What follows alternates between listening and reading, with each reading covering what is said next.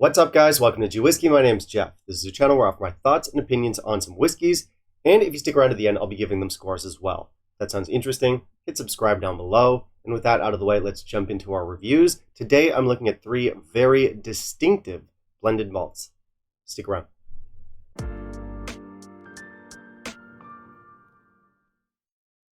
Alright, so it's a flash review today, and this is actually the first time I've ever tried anything like this on the channel. The reason for that is I actually have a whole bunch of whiskey that I need to get through, and I think that sometimes it's better to just clump a few together. Especially if I'm not sure how interesting these whiskeys would be to you guys as a full, detailed review, so I'm going to speed through these. You'll get a basic description, you'll get my tasting notes, my thoughts, my scores, but it'll be a lot faster and to the point, and you guys can let me know if that format suits you, if you think it's something you want to see more of. Anyway, today's theme is three genuinely interesting blended malts. Blended malts, for those who don't know, it's blends that are composed entirely of single malts from different distilleries. We don't have any grain in there, and it's a category that I think is going to start taking off a little bit more. In fact, I'd say they're already starting to become more and more popular, and there's a couple of reasons for that. First of all, we have brands like Douglas Laing and Compass Box that are giving us really interesting, really characterful blended malts. These are the kind of whiskeys that have no place in like a supermarket budget bin. Second, and this is the bigger one, single malt whiskey has gotten a lot more expensive. Like a lot. And of course, you know, it's the kind of product, it always goes up in price. It's always on a bit of an incline. But this year has been dramatic, and it sucks. So we now find ourselves looking for quality alternatives to those single malts, ones with better price tags. And actually, there's a few blends and blended malts that are starting to step up. Maybe these are whiskeys that give us unique profiles. Maybe they're going in a craft direction, but they're doing something interesting. So yeah, three interesting blended malts. Keep in mind, this is not like a list. It's not a top three or anything. It's a flash review. These are just three blended malts that I happen to have on me, but they do help sort of prove the point. So if you meet someone and they say, I don't like blended malts, they're too boring, they're too generic, they're all blended out, these are three bottles that you could potentially show them to prove them wrong. Now, these aren't all what I would describe as top shelf whiskeys, but they do help illustrate the kind of like variety that we can get from blended malts. They all have their own character. We have different price tags here. None of these are whiskeys that I would describe as boring. So I guess that's it. Let's jump into our flash reviews. And in the meantime, if you could kindly leave a like down below, that'd be greatly appreciated. So we're going to start with Glencoe 8-year-old blended Scotch whiskey. Now this one's kind of cool. It's comprised of Ben Nevis and other Highland single malts, but we don't know what. I've heard some people say there's only one other single malt blended into this. Others say there's up to three. We don't know. So this one is cask strength. It gives us 58% ABV. There's no color. There's no chill filtration. This is the older presentation. The newer one looks like this, and it's way nicer. This bottle, I don't know, it's not for me. It looks like it belongs in a 70s supermarket budget bin. So I'll give it like 1 out of 5 for presentation. Our nose is dirty, rugged, it's a little bit musty. We have pine resin, caramel, sultanas, earth, some moldy oak, and some citrus. It's old school. Our palate and finish have sultanas, leather, blackberry jam, sherry, bitter herbs, leafy bitter, bitter arugula, vanilla, and prunes. Again, very dirty, very old school. Alright, so this is really interesting. It's about as far away from a Johnny Walker as you're ever going to get. It is not sanitized. It is not for the masses. It is not a pretty whiskey, like at all. This is a tough whiskey. Like, I would imagine a lumberjack knocking back 6 shots of this stuff before heading out to bare knuckle box a mountain lion. The bitterness here won't be for everyone. The ruggedness won't be for everyone. This is loud and in your face. It's not civilized. It's not a gentleman's dram. And I think therein lies the charm. This is very honest, it's unpretentious, and it's against the grain. And like, I'm sure this would have made more money had they approached it differently, but they didn't. They upped the ABV, they made it dirty as hell, and they put it out for a reasonably fair price. So while it's not a favorite of mine, like I'm a fancy boy, I like a little bit more civility, I do respect it. So my score for this one is going to be 84. Be aware that it's a scrapper. Like, this whiskey is dirtier than Springbank. And I'm sure that's going to make it sound appealing to a lot of you, but no, this is not as interesting or as complex as a Springbank. It's quite musty, it's quite bitter. It's no Springbank. And it's not even the most balanced whiskey, but again, it's just cool how different this stuff is. It is not your typical blend. It is not safe. It is a beast, and you've been warned. The price is okay, so I think, yeah, you can check it out if you're so inclined. It's not a favorite for me, but it's not bad, and it's genuinely interesting. Next up, we've got a release from the Lost Distillery. We've got Dalaruan.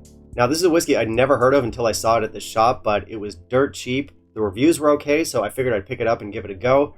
I haven't tried much from the Lost Distillery. I've tried maybe one or two of their other releases. A bit of a mixed bag, but I was curious about this one. This one comes in at 43%. It's probably colored. It's probably chill filtered. I gotta say, I do like the bottle here. I'm a sucker for these black matte bottles, even though it's kind of annoying because we can't actually see the level of the liquid. But I'm gonna give the look a 4 out of 5. It actually looks more premium than it is. Our nose is definitely reminiscent of Campbelltown. We get some salt, some maritime notes, some citrus, some gentle peat, some like general sherry notes, and a touch of minerality. It's nice. Our palate and finish deliver on what the nose promised. We've got fruit, brine, salted toffee, orange rind, gentle peat, minerals, peaches, and smoked fish. Not super complex, but again, very nice. Alright, so this is very much a concept whiskey from a concept brand. I know that the Lost Distillery isn't always taken seriously. What they do is they try and recreate whiskeys from distilleries that closed long ago. In this case, whiskey from Dalaruan, which was a Campbelltown distillery that closed almost 100 years ago, way back in 1925. Now, this is their attempt to sort of resurrect the whiskey. Whether these are accurate or not is always up for debate, though. Still, what I can say is that this stuff is good. Now, it is a very simple whiskey. Like, if you're hunting for loads of depth or complexity, you're not going to find too much here. But this one does hit like a legit Campbelltown whiskey. And I'd actually like to know where they sourced their whiskey from. Now, I'm not sure if they sourced their single malts from Campbelltown uniquely, or they just made a whiskey to resemble a Campbelltown profile. My guess would be the latter. Either way, it is a pretty basic whiskey, but really nice flavors in here, really nice core profile. It's that Campbelltowniness that's the big seller here. And that's a real word that I didn't just make up. So my score for this one is going to be 85. It's a really nice whiskey. Again, a little bit basic, but wonderful flavors in here. It's very far removed from your like standard generic profile that we get with a lot of blends or blended malts. Of course, the Campbelltown charm works, and it's cheap, so our value's okay. So this is one you should check out if you're curious.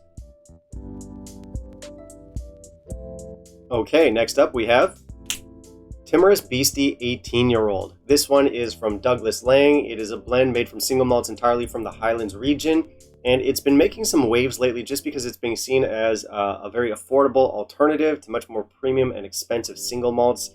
So I was curious about this one too. Let's check it out.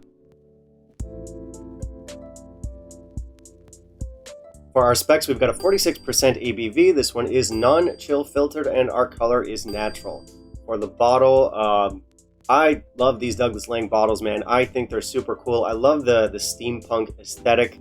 Really sets them apart. They really pop off the shelf. So for presentation, this one gets a 5 out of 5.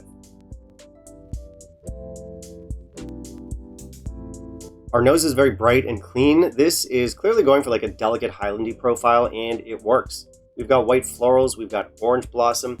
There's citrus in here like lemon lime. There's some light honey. There's some fluffy pastries. We have some fresh pears, some vanilla, and a touch of oak.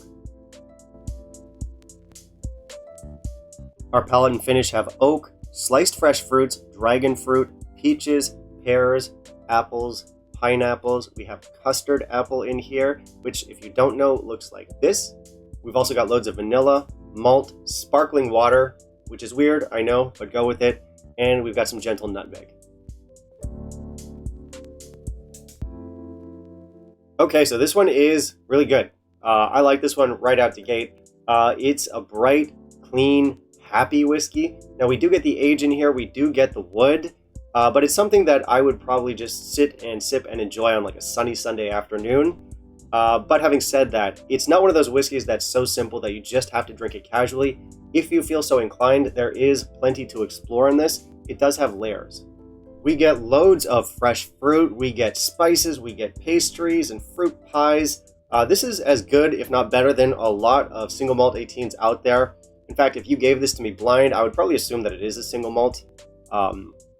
Actually, I would definitely assume it's a single malt. I'm terrible at blind tastings. You could feed me apple juice and I'll guess it's Glenlivet 18. So yeah, we've got a great character here. I think this is a fantastic whiskey. This gets an 89 from me. I think it's definitely worth picking up. It's highly recommended. I think our value is pretty good. Thing is, this is a limited release, so it won't be available forever. But I checked online. It is still available in a lot of online shops. It might be available near you. So if you can find it, I would definitely say grab a bottle. Alright, so that's it. That's 3 blended malts with loads of character. Once again, this is not a list. This is a flash review. I just looked at 3 blended malts that I happen to have in my collection. They're all pretty good. Obviously, there is one that I like more than the others. If you want a dirty scrapper of a whiskey, go for the Glencoe. If you're looking for a simple, affordable whiskey that's got some Campbelltown charm to it, it's going to be the Dalaruan. And if you want an engaging, complex, beautifully delicious whiskey that's a solid alternative to single malt 18-year-olds, I would go for the Timorous Beastie 18. So there we have it. That's 3 interesting blended malts scored. Guys, let me know if this format works for you. Do you want to see more of these sort of condensed, quick-fire flash reviews, or would you rather see more fleshed out and detailed full reviews of each of these bottles individually? Let me know what your preference is. Personally, I do like this format for whiskeys that I think have a more limited appeal. You know, these are all whiskeys that I paid the money for, I bought them to drink and enjoy, and I've got them here on my shelf, and I want to share them with you. I want to score them and just, discuss them a little bit, but I'm not sure that they're like big enough or popular enough to carry a whole video. But again, let me know your thoughts on this. And I guess that's it for today, guys. So thank you very much for watching. If you want to help support the channel, please consider becoming a patron. Otherwise, you can like, comment, and subscribe. As always, I do want to hear from you guys. Have you tried any of these blended malts? What were your thoughts? Finally, down in the comments, you can let me know what you want to see me review next, and I'll keep it in mind for my upcoming videos. Bye, guys.